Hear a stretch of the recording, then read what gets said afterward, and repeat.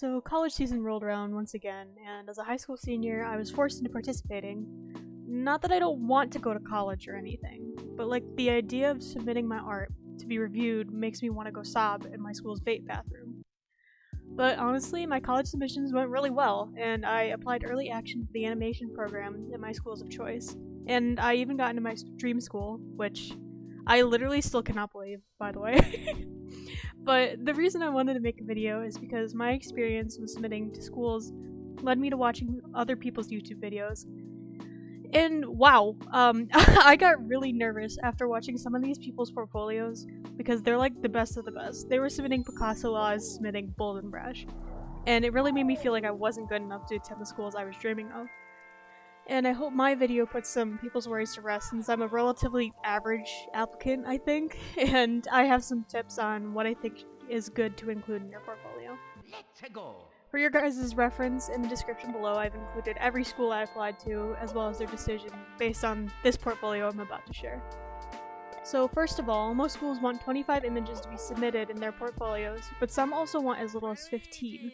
So it's worthwhile looking into your school of choice and figuring out what they need before you compile too many or too little. Which, oops, I was a little guilty of.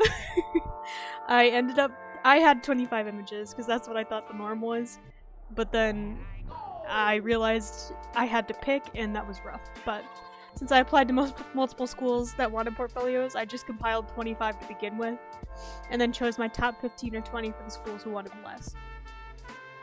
Alright, on to actual submissions. One of the things that was hard for me to get past was the fact that these schools don't want a 25-piece submission of completely finished and polished work. Most of them do want a good bit of finished polished pieces, but they also want to see sketches and studies because this shows that you actually know what you're doing.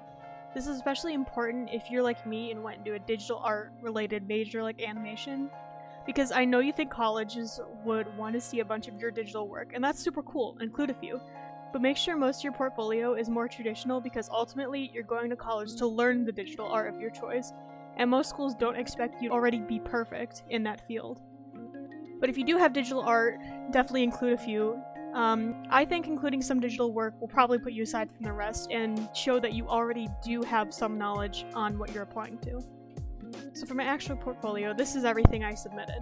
The sketches I included were very observation-oriented, and I thought that would be a good idea to include a lot of figure drawings.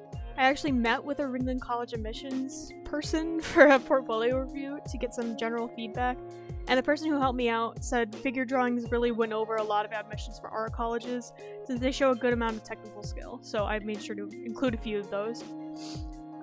Instead of figures, I also included hand drawings because you and I, and everyone in between, knows that those things are the worst.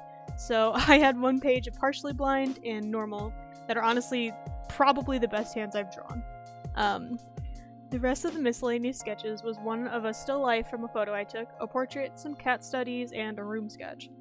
I think it's really useful to include some more room drawings, which I really should have done, but it shows you can grasp some perspective, and I also think it's equally important to include some sort of animals or something that isn't oriented to people, because I love drawing people, but you kind of gotta prove it to the school that you can branch out.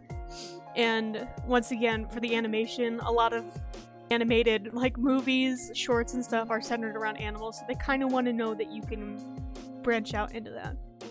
Moving on to other traditional work, I included mostly gouache and watercolor. Personally, I think including a few different media is also important to show that you can adapt and work with what you're given. Side note, I really like this old man piece. I want to give him a smooch. It just turned out really nice, and this is one of my favorite things I included.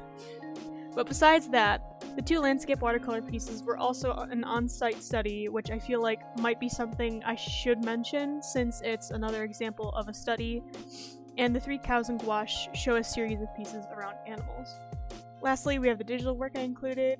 2 of these images are a bit familiar to my channel, but I thought they were good to include since I want to imply into computer animation since it shows some more characters and environment. More on character, I included this digital sketch drawing of myself and this mermaid to show some more of what I can do for a character and some more of my style. Lastly are some more quote-unquote technical pieces. The slushy kid I just really like, and I think it's a solid drawing that is also from like 2019. I think it's good to show that I can be somewhat consistent since it's an older piece.